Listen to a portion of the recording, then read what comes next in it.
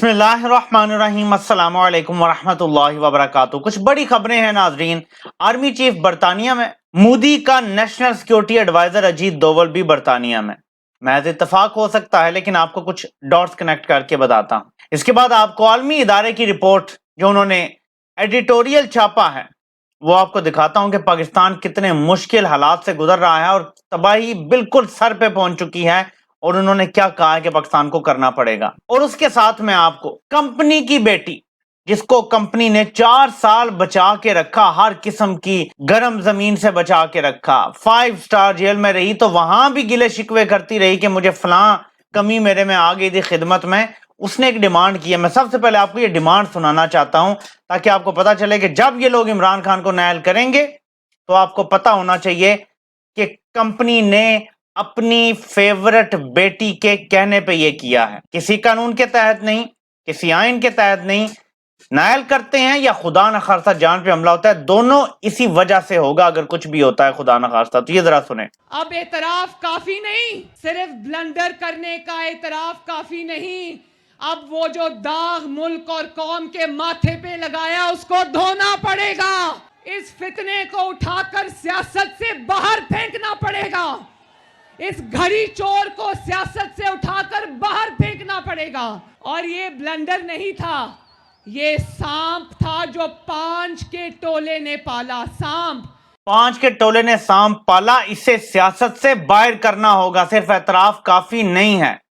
ये सीधा कंपनी को ऑर्डर दिया है फेवरेट बेटी ने, और अब देखिएगा आप कंपनी कैसे हुक्म बजा लाएगी। आप देखते जाएं, मैं भी यहां हूं और आप भी यहां पर हैं। मेरे ज़हन में एक्चुअली ये चीज थी नहीं, ये मेरी तवज्जो दिलाई है जिन्होंने, मैं उन्हीं के आपको ट्विटर से दिखाता हूं। जनरल आसिम मुनीर 5 से 9 फरवरी को विजिट कर रहे हैं यूके का, वो पहुंच चुके हैं। उनका अगर आप देखेंगे सफर में उन्होंने क्या क्या करना है तो आपको पता चलेगा कि यूके पाकिस्तान स्टेबलाइजेशन कॉन्फ्रेंस है, उससे वो खिताब करेंगे। और लेकिन ये विजिट बड़ी इंपॉर्टेंट लग रही है क्योंकि आपको याद है या नहीं, इमरान खान के रूस के दौरे से पहले अचानक बगलोल भी यूके ही आया था। इसी पिछले साल रजीम चेंज ऑपरेशन से सिर्फ चंद हफ्ते पहले, वोट ऑफ नो कॉन्फिडेंस से सिर्फ 2-3 हफ्ते पहले बगलोल भी बरतानिया आया था। ये मैं आपको सिर्फ याद दिला रहा हूं, 18 से 22 फरवरी को। अब फिर ये जनाब इधर आए हैं, और अगली चीज मैं आपको दिखाता हूं जिसने मेरी तवज्जो इस चीज की तरफ दिलाई है, मेरी तवज्जो नहीं थी। अजीत डोवल अमेरिकी टॉप लीडरशिप से मिलके और सीधा बरतानिया पहुंचा, और उसने ब्रिटिश पीएम ऋषि सुनक से भी मीटिंग की है। यूके का नेशनल सिक्योरिटी एडवाइजर है, उससे भी उसने मीटिंग की है। ठीक है जी, एक तो ये चीज सामने आ गई। अजीत डोवल इधर है, वो भी एनएसए से मीटिंग कर रहा है, प्राइम मिनिस्टर से कर रहा है। और यहां अब आपने खबर देखनी है। Amid the raising controversy about the BBC documentary and anti India sentiments in the UK, they have now gone and rolled out a red carpet for the Pakistani Army Chief General Asim Munir to discuss among other things the Kashmir issue। अब आगे चलते हैं। India के जरीदे की खबर है, और उसमें ये भी कोई इनका जो भी है, लेकिन मैंने उनके जरीदे में भी देखा है, हिंदुस्तान में भी, कि UK to play third umpire in Kashmir during Pakistan army chief visit. यानी कश्मीर के मसले के ऊपर यूके यानी बरतानिया थर्ड अंपायर का किरदार अदा करेगा या करना चाहता है।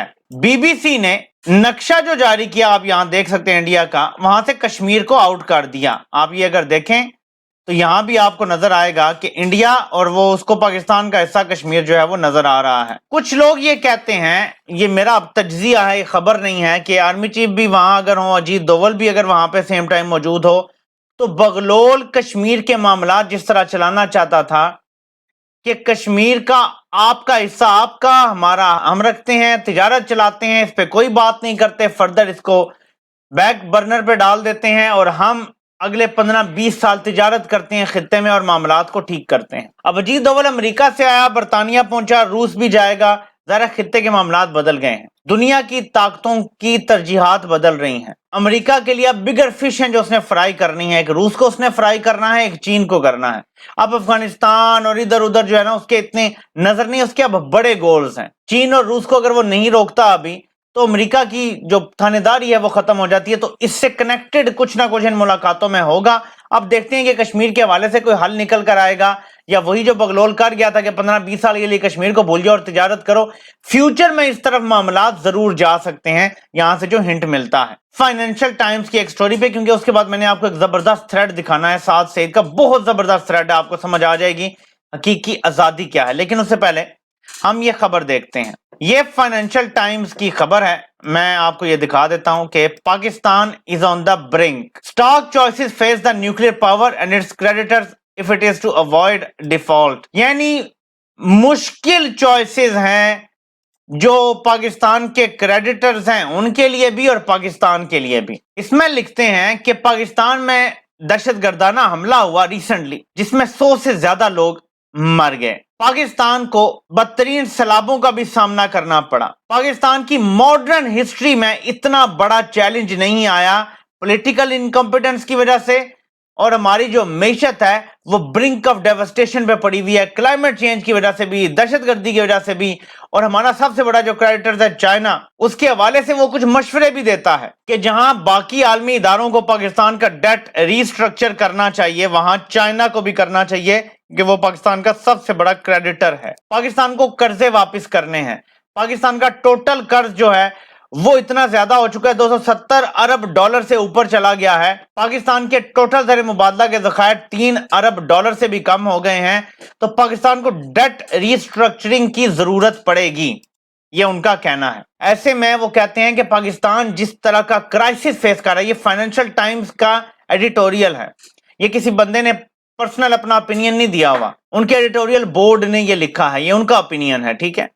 वो ये कहते हैं कि इतना बड़ा क्राइसिस पाकिस्तान ने फेस नहीं किया और जाहिर है कि पाकिस्तान को बड़े फैसले करने पड़ेंगे। फौज हो, पॉलिटिशियंस हो, उनको ऊपर उठ के सोचना पड़ेगा और देखना पड़ेगा। तो अगर इस तरह के इदारे भी ये बातें कर रहे हैं तो आपको अंदाजा लगाना चाहिए कि पाकिस्तान के हालात वाकई खराब हैं।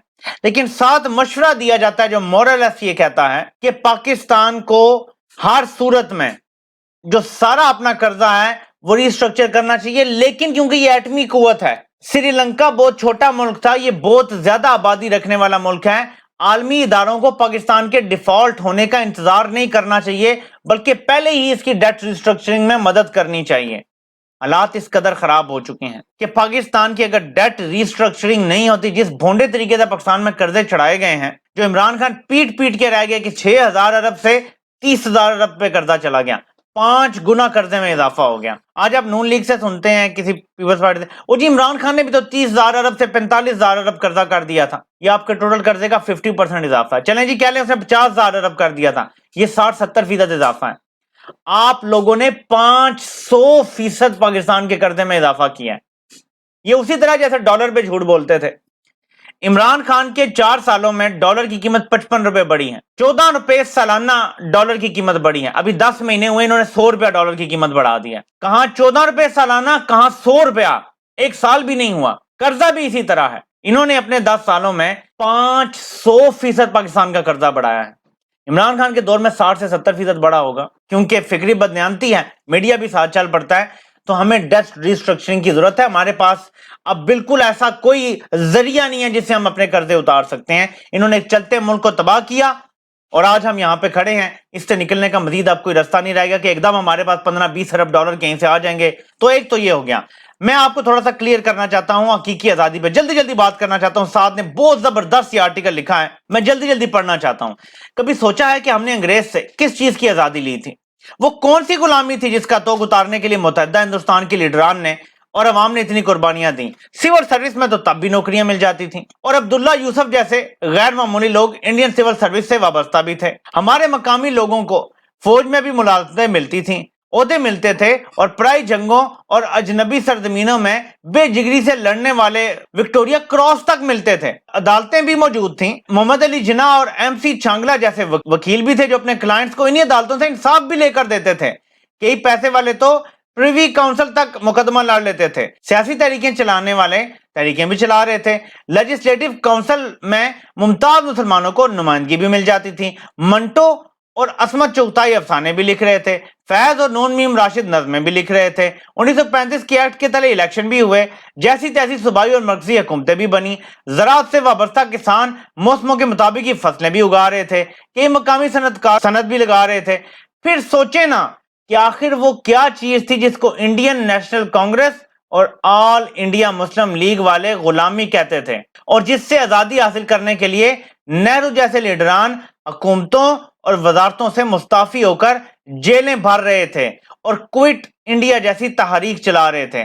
وہ غلامی یہ تھی کہ غیر منتخب لوگوں کا ایک ایسا گروہ جو رولز آف دی گیم طے کرتا تھا، کنٹرولڈ آزادی کے خد و خال وضع کرتا تھا، یہ بتاتا تھا کہ کن معاملات پہ مقامی لوگ قانون سازی کر سکتے ہیں، کن پہ نہیں۔ یہ وہ گروہ تھا جس کے ہاتھ میں خارجہ امور تھے، جو مقامی لوگوں کی رضا کے بغیر اور ان کی اجازت لیے بغیر کسی بھی جنگ میں کود سکتا تھا۔ کانگریس نے دوسری جنگ عظیم کے آغاز پہ حکومتوں سے استعفیٰ دیا ہی اسی لیے تھا کہ انگریزوں نے ہندوستانی حکومت قیادت کی مشاورت کے بغیر ہی یورپ کی جنگ میں ہندوستان کو بھی دھکیل دیا تھا۔ غلامی یہی تھی، یہ غیر منتخب گروہ مقامی ہندوستانیوں کے لیے ہر طرح کے فیصلوں کے لیے ایک سیلنگ اور حدود طے کرتا تھا کہ تم لوگ اس کے اندر جو کرنا چاہتے ہو کرتے رہو، اس کے اوپر اور اس کے باہر البتہ تم لوگ نہیں جا سکتے۔ دل پہ ہاتھ رکھ کے بتائیں، کیا آج بھی پاکستان میں یہ صورتحال نہیں؟ کیا ہم عوام اپنے فیصلے کرنے میں خود مختار ہیں؟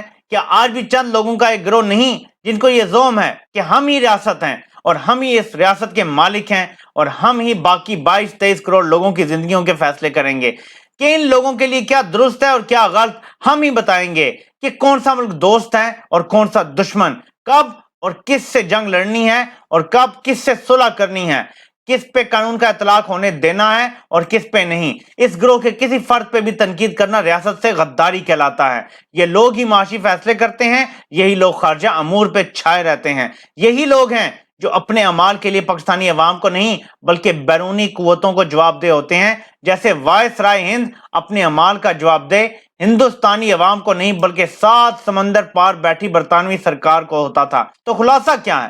خلاصہ یہ ہے کہ شمالی ہند کے وہ علاقے جن کو بچا کھچا پاکستان کہا جاتا ہے، وہ آج بھی خود مختار اور آزاد نہیں۔ اس کی آزادی کے لیے وہی قیمت ادا کرنی پڑے گی جو باقی بر صغیر نے ادا کی تھی۔ ناظرین، امید ہے کہ آپ کو بات سمجھ آ گئی ہوگی۔ باقی ہم آزاد ہیں یا نہیں، مزید اس پہ بات ہوتی رہے گی۔ آپ سے انشاءاللہ پھر ملاقات ہوتی ہے۔ اللہ پاک آپ سب کا حامی و ناصر ہو۔ آپ سب کو سننے کا بہت بہت شکریہ۔